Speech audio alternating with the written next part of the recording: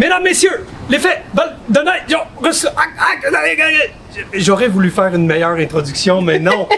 On reçoit Geneviève Breton, ma professeure de français, ma prof de français sur YouTube.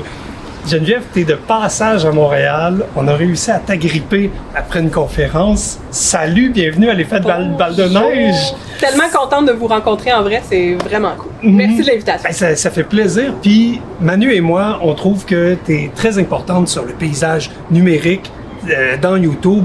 Et là, on voulait faire une entrevue avec toi un peu behind the scenes, derrière les rideaux, pour connaître un peu justement d'où tu viens, ce que tu fais, tes vidéos préférées, combien d'heures tu passes là-dessus, qu'est-ce qui se passe.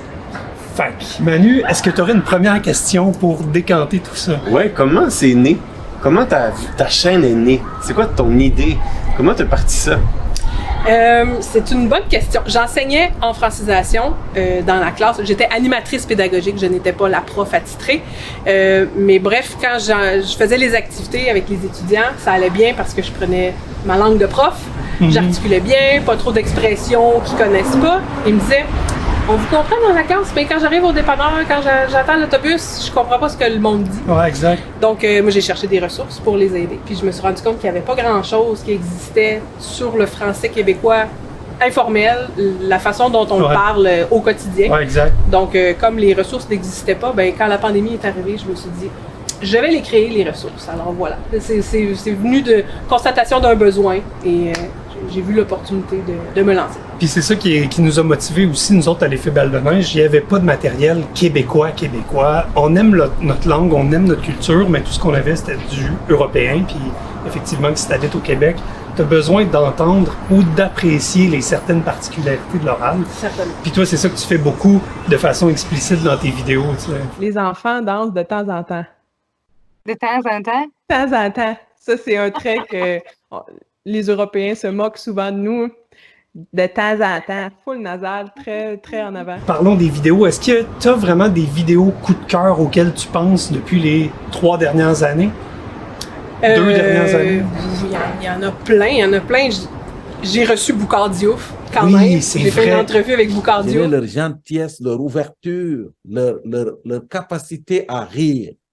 Ça a été pour moi, de faire rire les gens, ça a été un outil extraordinaire. Ouais, c'est très cool ça. Ouais. Donc ça, c'est vraiment une de mes grandes fiertés là, d'avoir réussi à rejoindre Boucard, qui est un être intelligent, attachant, on l'adore. Là. Donc je pense que ça, c'est un de mes coups de cœur. OK, excellent. Puis, est-ce qu'il s'est déplacé pour revenir te joindre à Sherbrooke? Ou, non, on a fait tout ça en ligne. OK, en ligne. Ouais. Okay, excellent, parfait. Puis moi, ma question, c'est qu'est-ce que t'aimes dans cette liberté-là de faire des vidéos sur YouTube? En fait, qu'est-ce que t'aimes le plus dans ton métier? Est-ce que t'aimes faire des entrevues? Est-ce que t'aimes faire des vidéos explicatives, des chansons? Qu'est-ce que t'aimes faire? Tu parles de type de contenu? Ouais. J'aime beaucoup faire les analyses. Prendre un extrait, une publicité ou arrêter. Ça, telle expression, ça veut dire telle chose. Remarquez, il a prononcé, il a dit « elle veut » au lieu de « elle veut ». Expliquer un peu comment ça vient. Parce que c'est en contexte, véridique. Ouais. Et je sais que c'est des connaissances précieuses que les gens vont pouvoir réutiliser tout de suite après. Fait que les analyses, ça me fait bien triper. Excellent. Puis là, dans le fond, tu étais musicienne à la base de formation. Est-ce que tu es capable de réutiliser ton bagage musical dans l'enseignement? Tellement. Puis comment tu fais pour le réutiliser? Mes oreilles de musicienne, ils m'aident vraiment beaucoup quand j'apprends des langues. Souvent, on me dit que j'ai un bon accent quand je parle une langue étrangère parce que je suis capable de reproduire les sons. Je le fais beaucoup en chantant la musique dans la langue que je suis en train d'apprendre. Ça m'a beaucoup aidé. Le fait, quand j'enseignais le saxophone, il faut être conscient de tout ce qui se passe dans notre bouche, la langue, les petits muscles, place ta gorge de telle façon. Donc, c'est vraiment une compréhension de la physionomie de l'appareil buccal qui m'a tellement aidé quand j'ai fait mon cours. J'ai fait une formation en ligne sur la prononciation du français québécois. Donc, son par son, on a une leçon, puis il y a une technique qui est décrite, il y a des exercices.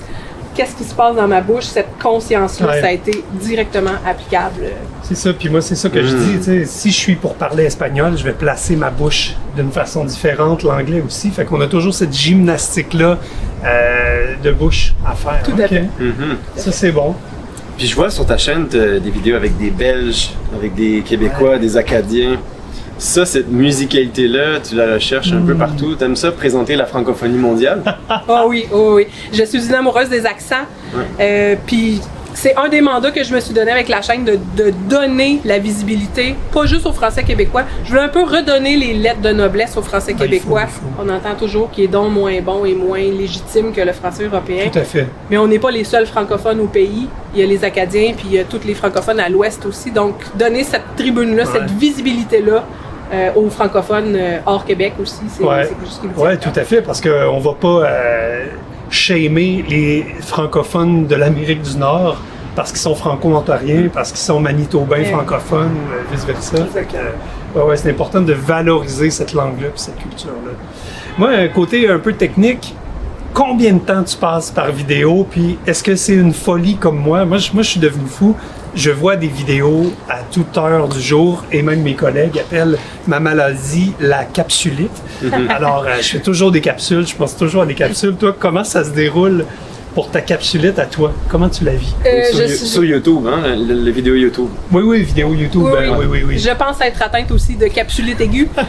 Tout ce que j'entends une expression, c'est bon, ça, je le note. J'ai une petite liste dans mon cellulaire. Quand j'entends une expression, quand je vois une pancarte avec un jeu de mots, je prends une photo, ça va faire une bonne story Instagram. Je suis tout le temps dans la création de contenu.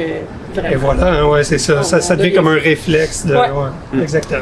Est-ce que tu as une clientèle cible? Est-ce que tu vises plutôt les avancés, les intermédiaires? Ou... Parce que tu as des vidéos aussi pour les débutants, mais est-ce que tu as une clientèle cible? Oui, à la base, mon premier public cible, c'était les immigrants qui choisissent le Québec, mais apprenants intermédiaires et avancés. Moi, ce qui me fait triper, c'est la langue populaire, la langue informelle. Et si on ne sait pas construire une phrase de base, c'est pas le temps d'aller apprendre comment on la déconstruit pour aller plus vite et être plus cool. Exactement. Le genre de truc là, qui ressemble à une patente. Regarde ma scie, regarde où je regarde. La patente à gosse, à ta droite. Ma droite, en fait. Mon contenu s'adresse principalement aux intermédiaires et avancés, apprenant du français. Ça, c'était le premier public cible. Mais depuis quelques années, il y a beaucoup de Québécois francophones qui s'intéressent à mon contenu parce qu'ils sont curieux d'en apprendre plus sur leur langue, puis ils trouvent ça le fun de pas se faire tout le temps dire qu'on parle donc mal, puis que c'est pour ça. J'ai fait la dernière vidéo que j'ai faite, ça l'a pas d'allure, ça l'avait l'air. Il vient d'où ce L-là? Vous irez voir la capsule si vous voulez le savoir. Mais bref, j'ai eu un commentaire d'une « Bonjour, je suis québécoise. Personnellement, je le dis pas, puis ça me tapait ses nerfs d'entendre ça. Mais maintenant que je sais d'où ça vient, puis je comprends le raisonnement, je vais arrêter de m'en faire avec ça. J'étais là. Bon, mission accomplie. Puis moi, de façon historique, il y a quelque chose que je trouve fantastique avec la Révolution française et 1534, fait que 1789 et 1534, où on a gardé le vieux français en Amérique, puis où le français a eu une réforme linguistique avec le français de Paris. Ça, c'est fantastique d'avoir ce fragment-là d'histoire, finalement, dans notre langue, qui n'est pas à dénigrer avec le fameux « ouais » puis « tu veux-tu », tu sais. Alors, nos petites particularités comme ça. Ouais. Je fais toujours attention. C'est vrai qu'on a gardé plusieurs traits qui datent d'un français plus historique, mais pensez pas qu'on parle comme au temps de la colonie. La langue a quand même beaucoup changé depuis. Je fais toujours attention parce que on veut pas continuer de propager les fausses idées qu'on parle comme au 16e siècle. Non, effectivement. Merci beaucoup, Geneviève. Moi, je pense que là, c'est tout pour la vidéo sur les vidéos. Et prochaine vidéo, on va jaser de Sherbrooke un peu. Mais avant de partir, allez voir sa chaîne, Ma Prof de français. Moi, ma capsule préférée, je pense, c'est la chanson de Richard Desjardins, Un bon gars. Oh mon Dieu, c'est la première que j'ai faite. Si vous voulez rire. J'ai adoré cette capsule-là. Je pense que je me suis améliorée techniquement depuis. Fait que si vous voulez rire, allez voir ça. Moi, j'ai toujours aimé les variations linguistiques avec comment on dit ça, les expressions, puis de voir la négociation de sens avec ah oui, vous dites ça, ok, pour nous, ça n'a pas la même signification. Donc ça aussi, c'est très riche sur la chaîne de la prof de français. Merci Geneviève. Merci ma prof de français. Quel plaisir.